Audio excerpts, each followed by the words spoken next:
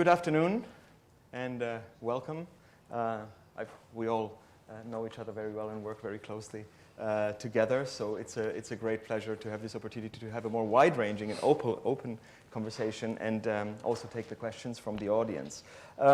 So I've organized, planned this panel conversation around kind of a narrative where we try to think about, in each of these technology areas, what's happening right now, what we can expect to happen in the future, and then to talk a little bit about what we think the most exciting developments are, and potentially also those that might be of most interest to people in industry.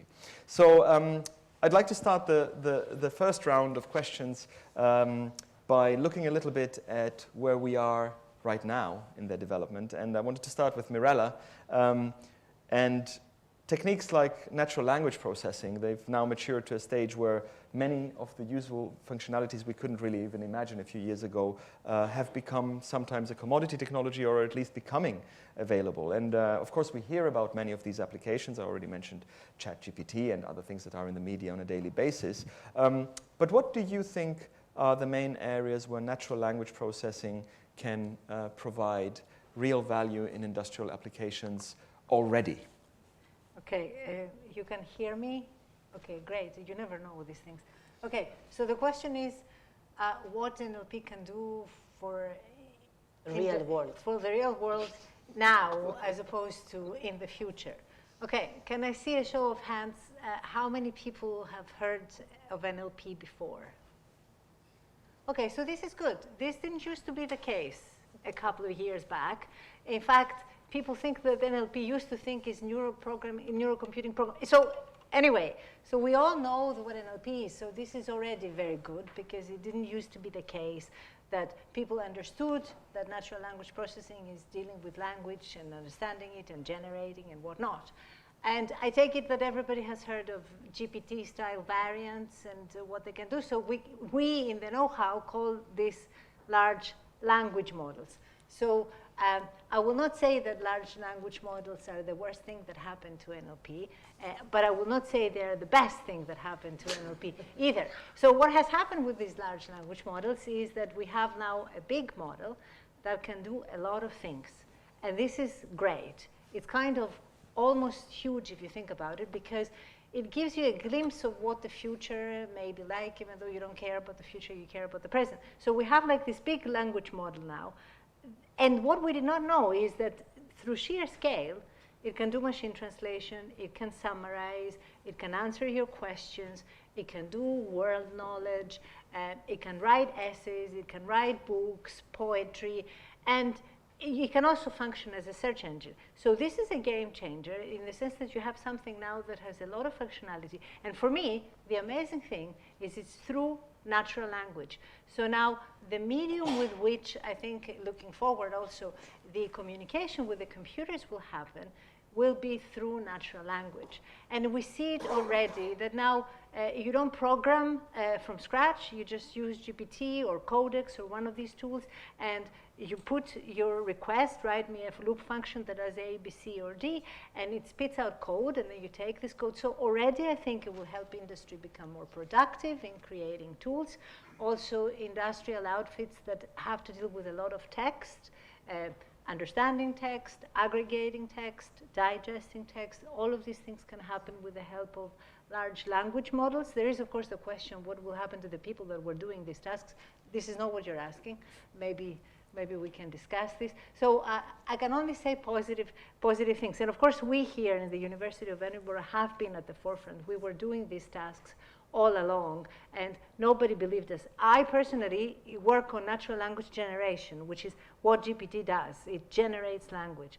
And when I started working on this, my papers, and I used to do, database natural language generation, and there would always be the third reviewer that would say, oh, I don't believe in any of this, you need to write rules, you need to know the data. No, you need to understand the data and come up with a machine learning. So exciting times. I stop here and move on to somebody else. Great, fantastic.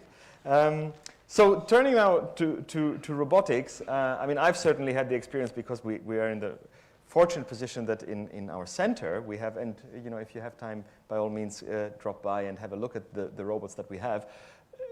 When you have robots, it makes kind of AI and machine intelligence kind of very tangible. It's very real. They move around. Every school child, or to any journalist, everybody loves robots.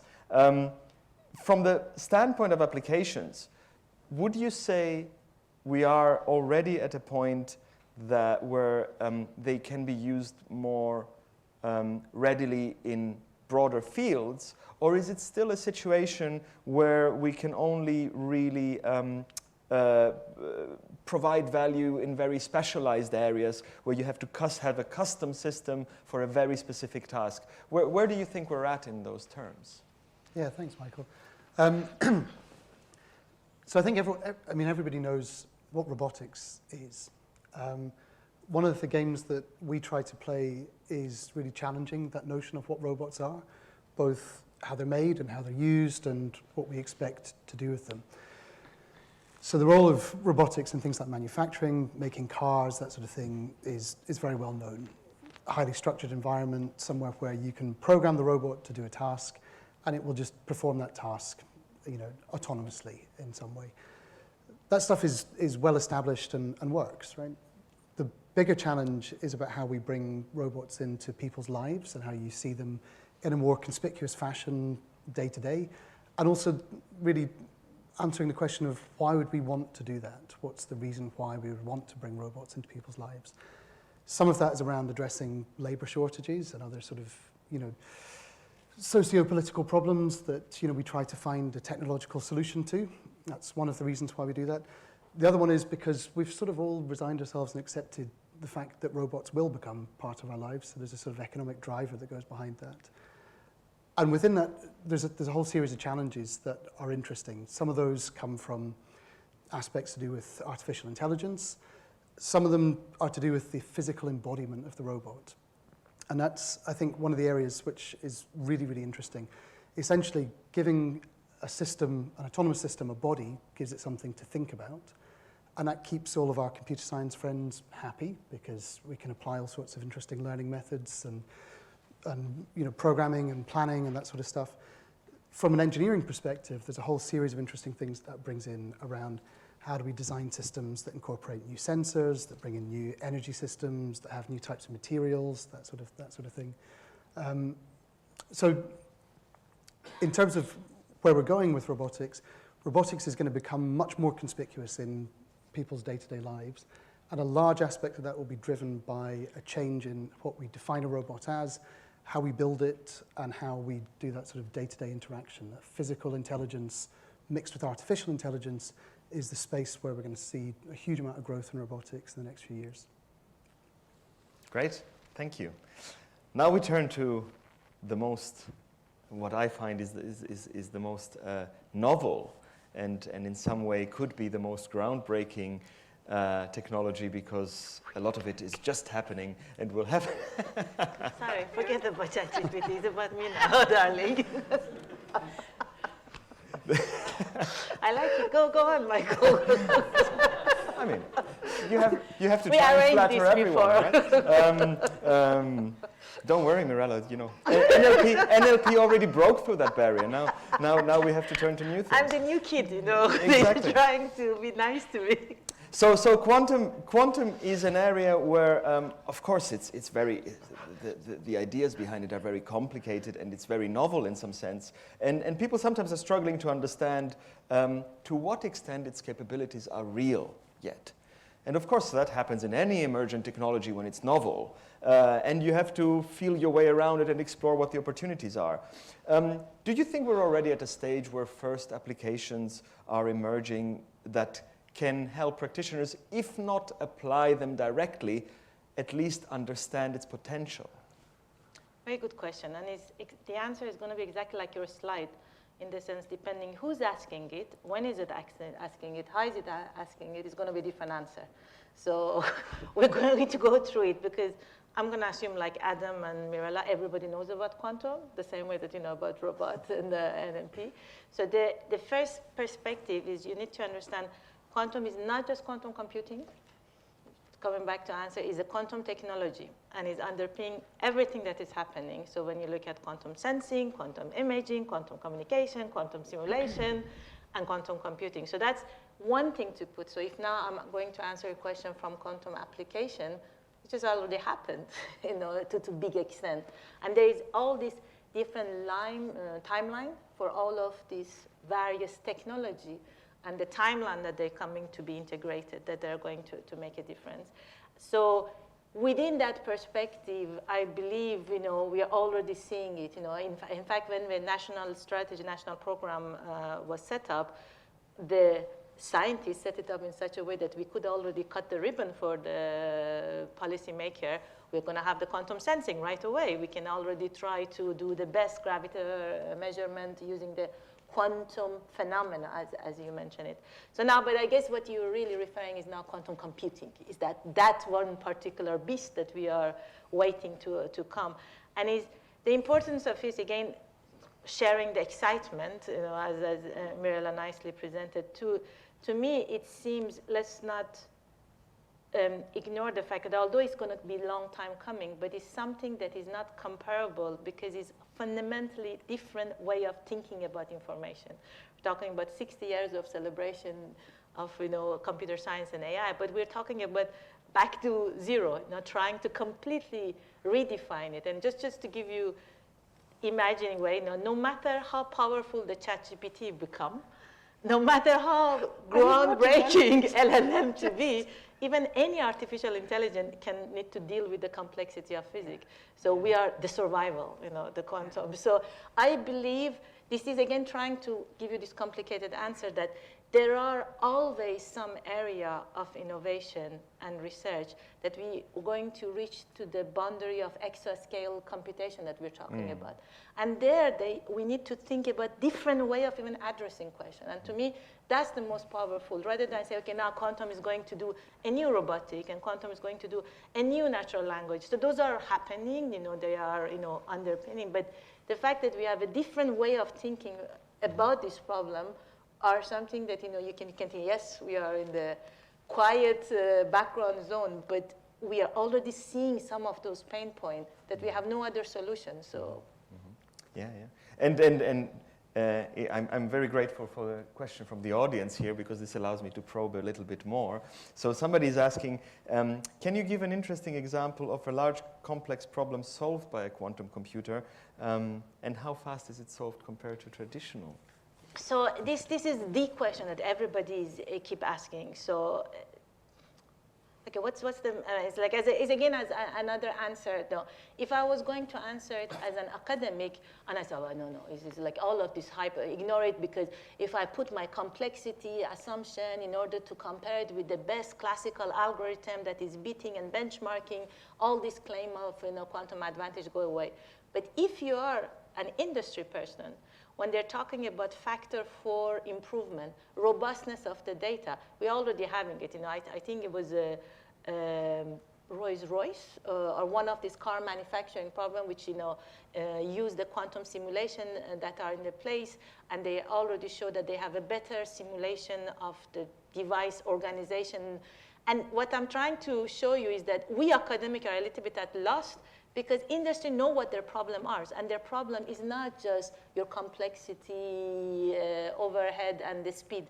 They are talking about different quality of measuring. So if you look at quantum simulation of the chemistry problem, if you look at the optimization problem, that people are trying to use quantum annealing, is it really quantum? Is it really classical? Is it something in between? Doesn't matter. The industry plug their problem over these optimization devices that D-Wave is running it, and they get a better result. Now, maybe I can spend the next 10 years of my life to show that actually I could have actually done it classically, and there is a lot of industry of quantumly inspired classical algorithm in terrible terms. But the point is, it is a new tool that is out there, and industry are using it, and there are several such examples that people are getting the result, but it's a very different nature of that. And sometimes that's the important thing for innovation, right? That you actually start with a new way of thinking. Exactly. And the new way of thinking allows you to approach the problem. Just like Mirella was saying, when 20 years ago or so, when you were doing data-driven things. Now everybody accepts that data-driven is the normal way to do these things.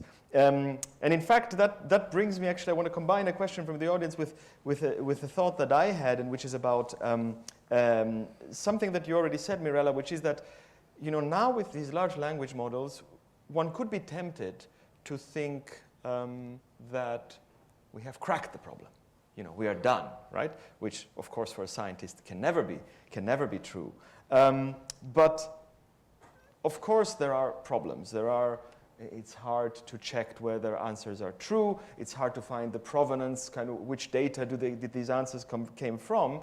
And somebody in the audience is asking that, you know, to some extent, symbolic AI or you know, a logical layer introduced in what people sometimes call neurosymbolic AI might help with some of those things. Do you think that this is one of the things that people will be looking at, or is there a genuine, as the audience member is asking, is there a genuine bottleneck to doing anything really robustly in a symbolic way? So do you think this is one of the things that will happen? That's a great question. Yeah. That is a great question. I think we see glimpses of that happening, but it is very different from what I would call neurosymbolic AI. So if the question is like, you know, I have this large language model and somehow on top of it I have constraints that are classical logic constraints, I don't think this will happen because it is very, very difficult to actually control this language model because it's so big and because it has probabilities and believes in what it's knowing, even though it's not right. However, what we see now is happening, and it gives us a flavor of the future, is you will have this big language model, and then you will be calling these different APIs. And in one API will do search, the other API will call the robot, the other API will go to the quantum computer. And there, you have to learn how to call these APIs and how they talk to each other and how they're combined. And to me, that's exciting because there we can put some of the symbolic rules and the constraints that we know, and we can learn these things, and there is a way to evaluate, which is, you know, is the task done or not. So we're getting there, but it's not the classical view of, you know, constrained programming and having, and inference is very difficult if you're trying to integrate this. We know this. There is a field called neurosymbolic AI, and they're trying to do these things, and the data is not enough. Like, they will never win, even though it's very interesting from an academic point of view.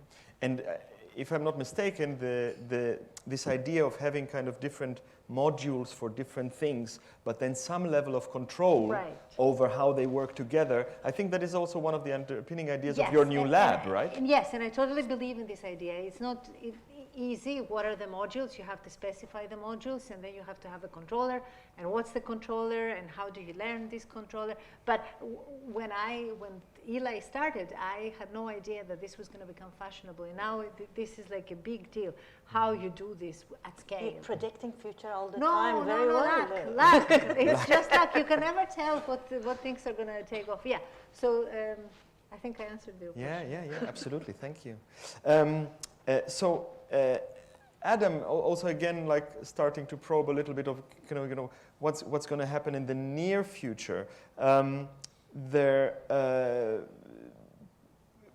By and large, robots that are really deployed really require still experts to build or program or deploy. On the other hand, you know, there is a promise of some things that are very ambitious but very generic, like self-driving cars. Do you think something is changing in that area, and there will be immediate things that we see that we can see kind of very soon that are kind of like where we're almost there, but which you think will have impact in, let's say, the next 3 to 5 years? Yeah. So I guess the best way to think about that is robots are split into two broad camps. One is the sort of software part, and the other part is the hardware part of it. And if you think about it in terms of the sort of classic sort of hype cycle curve, your conventional, traditional robotics have passed, you know, through that on the hardware cycle. We've got very, very robust systems that have got really good positional accuracy. 6 degree of freedom robots that can move an end effector at a particular point. That stuff is a solved problem, not something which is worth doing research on anymore. And so therefore there's lots of companies that have pushed that stuff through and that stuff just works, right? The point you make about deploying robots and using those things to do useful stuff sort of sits more on that sort of software side of things. How do you train those robots? How do you teach them? How do you make them general purpose? How do you do that sort of thing? That sort of stuff has been a research problem for quite a long time and requires quite a lot of expertise. I think in Edinburgh we do quite a good job of balancing these different aspects. So in the Edinburgh Centre for Robotics, we have 3 major thrusts. We've got the sort of research side of things, where we look at big research projects, which we typically do with industry, where we look at sort of long-term projects with industry. We've got a sort of skills piece where we train students in what's coming through in terms of latest hardware, latest software, algorithms, this sort of thing, and how they do that sort of stuff. And then there's a sort of training piece as well, which is about some of the other bits that we do around teaching. Very recently, there's been a few big advancements in this area. So a company called Intrinsic have just released a new, sort of flow chart way of being able to program robots. And they're trying to disrupt the space by turning it into sort of, blocky, let's connect blocks together to get robots to do what they do, removing the requirement to use code for each individual industrial robotics piece. And I think in the terms of industrial, traditional robotics, that sort of makes sense, right? It's a constrained environment and that sort of stuff works. Achieving the sort of general purpose, full autonomous robotics is something which is still very, very much a sort of nascent research area. There's a lot of market pull for it. There's a lot of hardware in that space. The technology is a difficult bit. So one of the ways that we're trying to work on things, you mentioned soft robotics before, Michael, so if I can plug it for a moment, is to sort of look at how do we lessen some of the computational and algorithmic challenges by moving some of the intelligence into the materials and into the physics and into the way that the system works. So as an example of that, we spent a lot of time looking at squid and octopus and that sort of thing and looking at how they move and how they're built. And the place that's really found its niche is not somewhere that I would have predicted, which is the company that we formed now is one of the market leaders in packaging fruit and vegetables, and specifically chicken wings in America. Because it turns out if you make grippers out of this soft rubbery material, then you can move the robots very, very, very fast, because we don't need sensors, we don't need algorithms, we don't need feedback. We just wildly grab at things and move them around. And if you drop a few chicken wings, then if the speed is up, then it doesn't really matter. And that is a really sort of weird intersection, I think, in that sort of space in between material science, research, industrial pull, and how the more options you have on the table, the more likely you are to be able to pull some sort of useful technology out of it. And there's a question from the audience here. You mentioned, of course, your examples involve very different types of robots. And many people, when they think about robotics, very, very often they think about humanoids. I showed the robot that might go to Mars. Of course, we do lots of work on other humanoids. Do you think, and this is the question from the audience, do you think developing those humanoids that are kind of more made to be more general purpose is something we should focus on? Where do you see it in the wider landscape? Where do you see the importance of that? You mentioned earlier on, for example, health and care. Sure. That would be, one sector potentially for humanoids, or maybe not. Maybe they're quite dangerous and scary. Sure. What do you think? Yeah. So, if you want my full answer on this, I did a talk a few weeks ago at one of the EFI events called Living with Robots, where we talked a lot about humanoid robots. My personal, probably unpopular opinion with a number of people is that we shouldn't focus on humanoid robots, and that's for a number of reasons.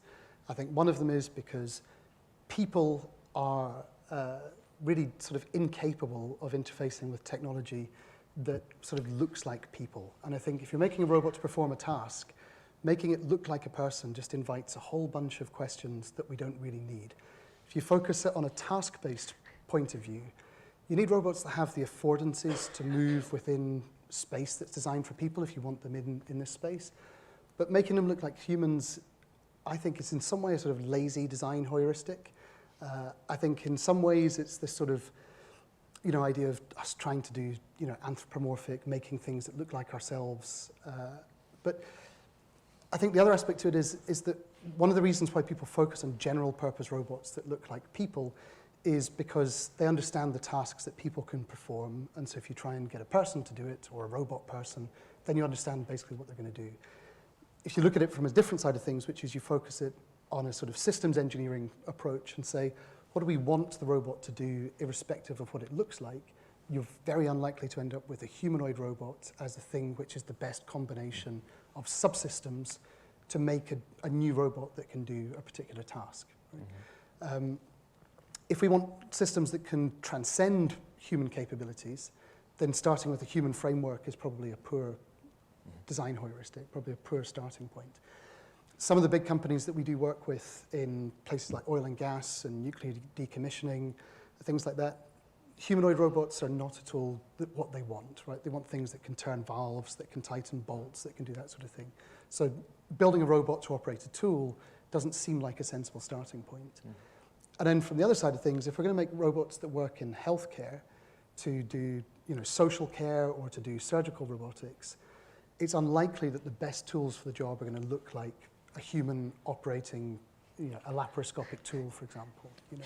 So again, to go back to squids and octopus and that sort of thing, if you look at some of the advancements that are coming in surgical robotics and in things like oil and gas, for example, projects that we're working on are things like using things which look a lot more like tentacles, to go inside the body to carry tools, or to go and do inspection in the deep sea to carry tools in to look at pipe works and that sort of thing.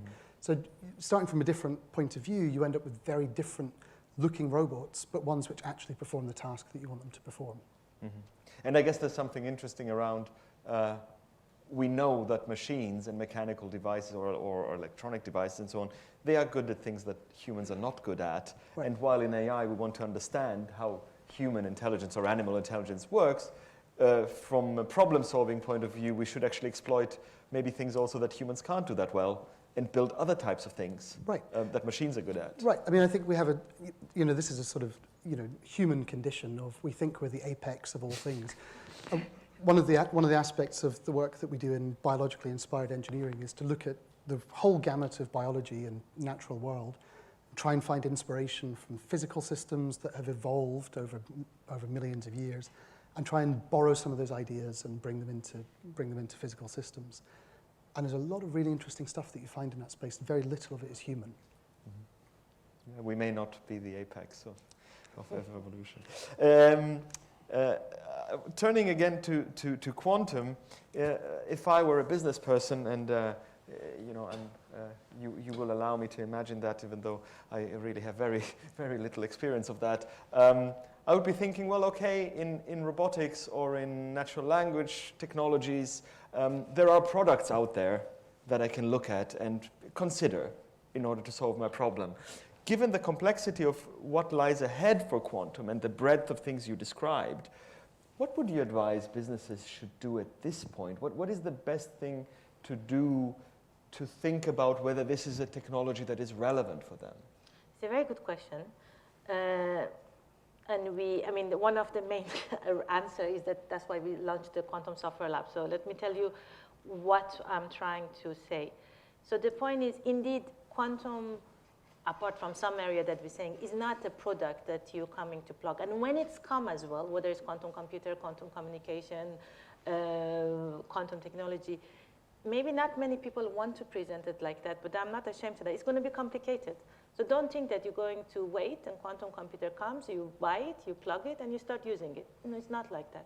It is very complicated because it's a very different way of thinking. It takes, it's like a prompt engineer, that you need to be good at it to use the ChatGPT. You need to be really good at quantum to be able to get something out of quantum. So coming back to your question, so if your business model is that, well, I wait to see that what is the latest quantum computer comes, and then I'm just going to order it at IBM, and I'm going to plug all my problem to solve it. It's never going to happen like that. It's because it's the reality of to program the quantum computer, to translate your problem, which is a very classical problem. And the reason is that most of us in business or science and everything, we have been thinking about problem solving in a very different way. So for you to translate this bottleneck that you have to these amazing devices and amazing technology that we're doing it, you have to start now, otherwise you're already very late. So there is two things in quantum. There is the dream and there is the threat. And I think as a business, you need to take both of them very seriously. The dream is that we are going to have a devices, maybe 5 years, maybe 10 years, maybe 20 years, that is nothing to do with any devices that existed before. It is a complexity of the problem that we can do it. You know, you will hear all these unfortunate hype statement. We're going to solve the climate change. We're going to cure the cancer. We're going to discover new material. But there is a reason behind that. So if we really want to go to that moonshot, the only solution will be a device that allows us to tap in the area that we have not been able to do that before. But that dream doesn't come out of just the device arrive and let's do it. So I think if you really want to go with that dream, you need to start now that journey, and with us at Quantum Software Lab, ideally, but you can go work, you choose whoever else you want, because there is this issue that we scientists, researchers have been training ourselves with, you know, as Feynman said, quantum, you never learn it, you never understand it, you just get used to it. So we got used to quantum, so we can keep creating idea and toolkit, but we don't know what's the problem now. So we need the business people to start this journey now, so that if in 5 years or 10 years, when these devices comes, you can tap into it and exploit it. So don't wait for the product. And there is the threat as well. The threat in the sense that, you know, thinking about the cybersecurity, so it's coming a very particular area. You cannot say, well, I wait when the quantum computer comes and it's cracked the RSA, and only then I'm going to migrate to other solutions. It's also going to be very late. So you need to take the threat and the dream seriously, because it's no longer is about if, it's about the when. Since we have moved from the if to when, it's now you need to do this calculation at your business, you know, how much you can afford if you are not competitive enough to tap into the most advanced way of doing, I don't know, your synthetic data or financial trading using the most advanced devices, and what you're going to lose, how much you can afford, you know, if all of your security is collapsing because of the doomsday has arrived, and now you need to migrate to other solutions. And depending on that timeline, depending on how much you afford, then you need to realize, okay, when do I need to start? And I think many, many people over and over, when you look at the amount of funding that has come from the national government, from the VC, from the investor, from R&D team in all the big industry, that they are creating this quantum readiness, it's just because people are realizing, okay, it's no longer about wait for the product, it's about how can I jump in the journey, as well as how can I influence. You want to influence me and my team to start thinking a problem which is much more closer to your bottleneck. Back to the first question. Well, tell us about those problems. Tell us about those area of direction and bottleneck, so we can align it. So I would say that getting involved now is the only solution that the business want to do, then depending on the size of the model that you have in your company. And I guess we are still at a stage of kind of understanding the capability and in some sense also developing our ability to probe. So, you know, the time before you can go to an expert and they will tell you, okay, do it with quantum or not, is still probably sometime in the future. And people are building those skills, right? And those. So for me, it's like the simplest advice I always say, like, please make sure your R&D has a quantum expert. This is the minimum that any business company can do, because, you know, we have been so many times that we have been approaching, talking to the people on R&D. If we want to spend a long time for this quantum training, then the opportunity missed. But if already somebody at the business, at the particular sector has been translated, then you can accelerate. So, you know, it's not about, let me buy the quantum computer. No, that's not what you want to do. Let me buy the quantum expert in my business, so hence this conversation can go through. And there is another element that, you know, is important. So, like, I hate again this terminology of qubit race that is now started. Is China going to have it? Is it going to be US is going to have it? And it's just so amazing new arm race that is there. Not European are trying to come up with the, you know, other nation coming, the new G7 nation come together in order to be able to compete with the US and China. So if you start looking at even the geopolitics of the quantum, you realize that we need to be ready. I think I have absolutely. managed to pass that message clearly. Be Yeah, ready. yeah, definitely. Yeah. So there are many. I had made notes for more questions, but there are so many exciting questions for our last 10 minutes, I think, from the audience that I want to put some of them to you. I guess I will ask you one, not expecting an answer, but you can think about it while we talk about some other questions in case you have an answer. I think it's a very difficult question. Thank you for challenging questions. And that question is, how will quantum computing change our life? Okay. So have a little bit of a think about that. I don't want to put you on the spot right away. But one thing I want to turn to is, and this comes up with AI and especially also now with large language models, there is one question is, do you agree that, as somebody has said, large language models will hack the operating system of humans? That's a good question. I guess the question is whether large language models will, at some point, have this general intelligence, and they will be able to do everything that we want them to do. And I think this will be hard unless we go back to the drawing board and actually change the models. Because, and what we see is happening right now in industry. So they have these large language models, and they train them for, like, let's say a year, and they pay millions of dollars, and they burn down many trees, and they have this language model, and there is the launch on Twitter and on these news, and everybody is very happy, and they go like, we have the best next thing. And the reality is, once you have these language models, then you do prompting. And prompting, somebody mentioned prompting. Prompting is like a poor man's tool that allows you to do all these tasks, because you have this general purpose thing that cannot actually be specialized by prompting. And what's happening is they realize that you can't do all these things with prompts, and in fact, NLP people do prompting better than normal people because they understand the tasks. So then now, prompting is last year's news, and now what's happening is they take these big language models and they fine-tune them. So what this means is you have a big language model, you have some data on the specific task, and you learn new parameters, so you have a billion of parameters, and then you have to do more training, more fine-tuning to specialize the model. And now what we are seeing is there's all these specialized copies of GPT doing different tasks, and this is not sustainable. So a general purpose a human would not do that. But on the other hand, a human is an expert on some things. So now we have all these copies of these language models that have burned more electricity, and more trees have died. And then of course you can't put them into production. You have to distill them, which means you have to make them smaller. So I think this argument, like, with sheer scale and a language model, you can get far. That is not the case. You can do many things at some level of competence, and if you want to do better, then please come and talk to me, because it's not so easy.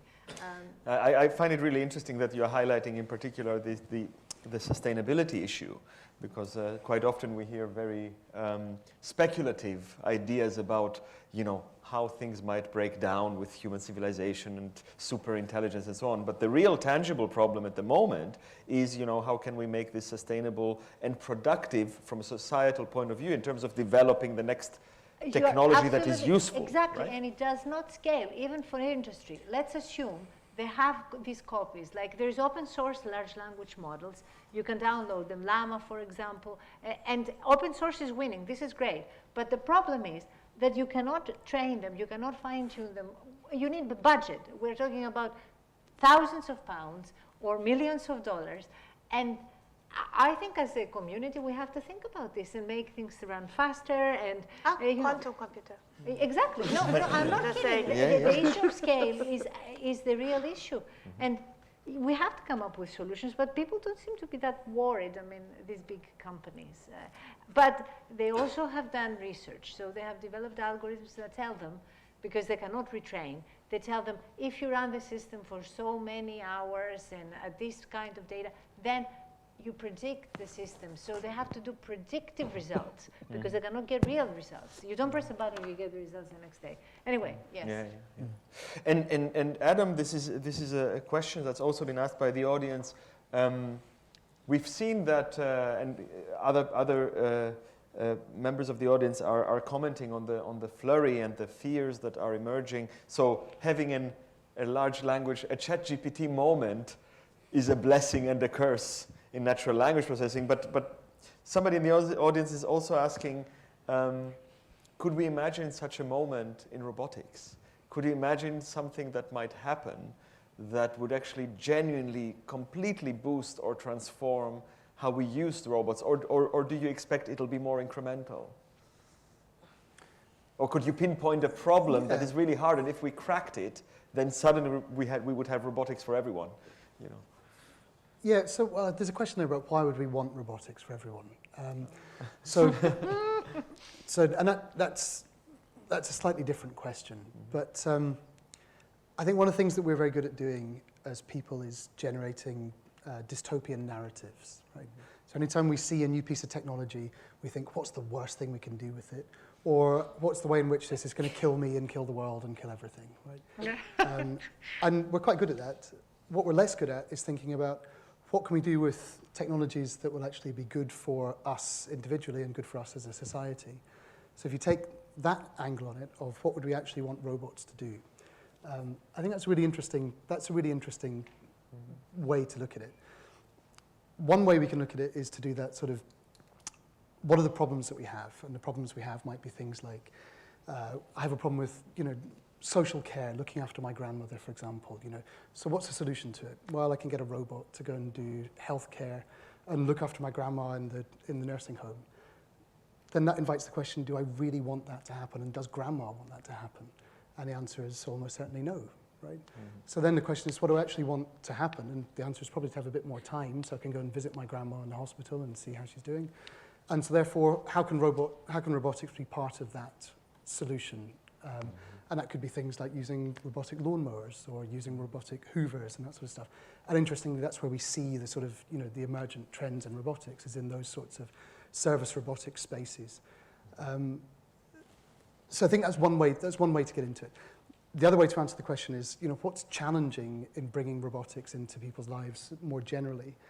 And a lot of it is to do with the very, very, very last little bits of interaction. So either natural language interaction, how do I talk to a robot and get it to do whatever I want it to do, or the physical interaction piece of how do I physically bring a robot into some space and make sure that it's going to be safe, make sure that I'll be able to interact with it, and also how do I make it into something that's actually desirable, that I want in and around my physical space, right? And that's a really interesting piece that sort of throws out robotics as being much bigger than a computer science problem and into something which is psychology, sociology, materials, business. There's a whole wide variety of things which sort of go in and around that.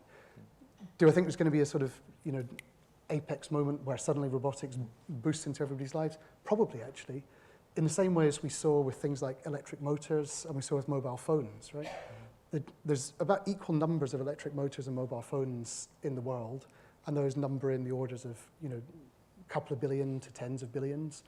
And there wasn't any particular moment when that just happened. It just sort of slowly happened because they were useful, right?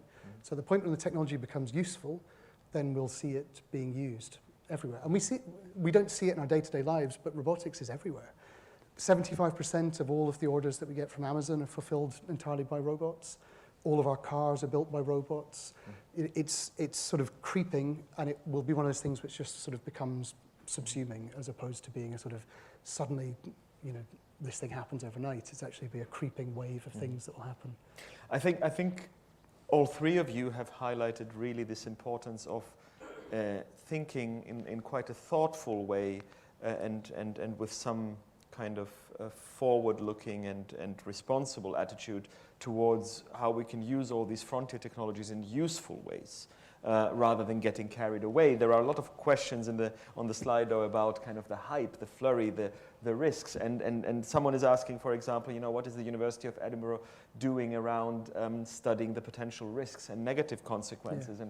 And if you allow me, I can say a little bit about this. I mentioned earlier on our initiative around data and AI ethics, but also I think we have a long history of working across law, across social science, across philosophy, psychology. I believe almost all of us are involved with those disciplines in big projects. For example, in Trustworthy Autonomous Systems, a big funding initiative where we have multiple projects where, for example, I and Mirella will work with social scientists, philosophers, and so on.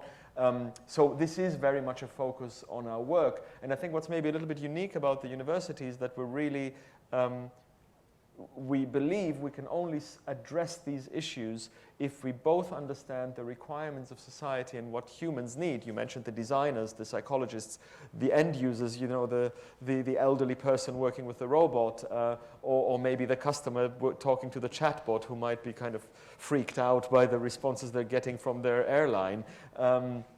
Or indeed, you know, something that might be quite scary about a quantum computer that solves a very, very difficult problem in a second. And then what does that mean for the user? You know, will they be concerned about what it could do, and how do you put their mind at ease? So, so I think we have this way of understanding the requirements from people and from society and the societal dimension, but then working on the technical, on the engineering, on the mathematical side, to actually think about how can we evolve the technologies to respond to those demands and avert those risks. And nobody has a crystal ball. Nobody can look into the future. And the technology landscape is changing faster and faster. The last few months have shown that in AI, no doubt. But I think that is an important role that academia has to play as a trusted kind of partner to help also business navigate some of those risks.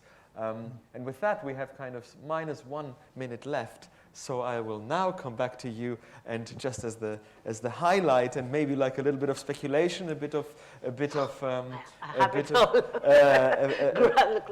of clairvoyance. Maybe if you want to come back to this idea of how quantum might change our lives in the future. Okay, so I'm going to answer it in several layers. So there is something about quantum that is also a new way of thinking. Allow me with a silly example. Now, I think my son was 3 or 4 years old, that we were arguing. He wanted to have an ice cream in the middle of winter, and I started shouting and say, it's not going to happen. And he looked at me and said, Mommy, there is a parallel world that you got that ice cream for me, and we are happily are walking around. Which one you want to be at? But what I'm trying to say that, like, it's really the matter of we need to get used to thinking at that. Of course, he wanted to just get his ice cream, but this new way of thinking, I slightly believe that it might help us. But there is another area that now more seriously, again, is coming back from my own research and something that I spent all my life living in it. I think quantum allows us to revisit the whole notion of trust and privacy of data, which is a very, very important bottleneck outside there. And the way it's changing is because maybe not everybody is familiar. Most of the thing that we do in cryptography or security is based on some problem being hard, and we build everything on top of it.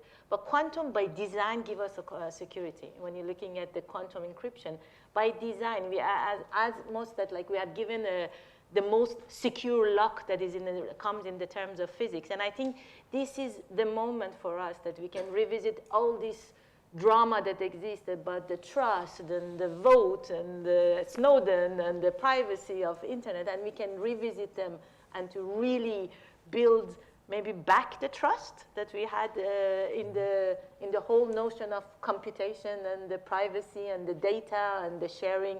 So I think it's going to unlock some of the things that we had to learn.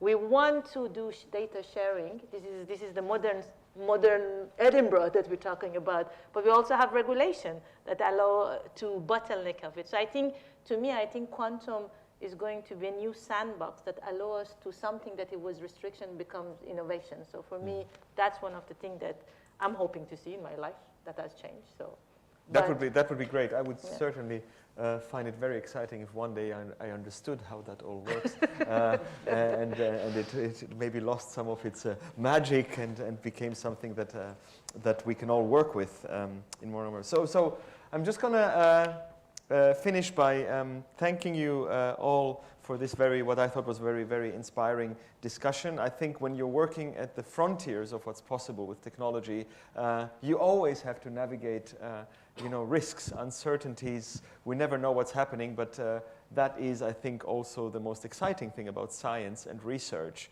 And when we can get the science and the research to actually solve the problems people have in the world around and outside universities, I think that's when we see that we're having the impact on the world that we all want to have. And so thank you all very much, and let's give our panelists a round of applause.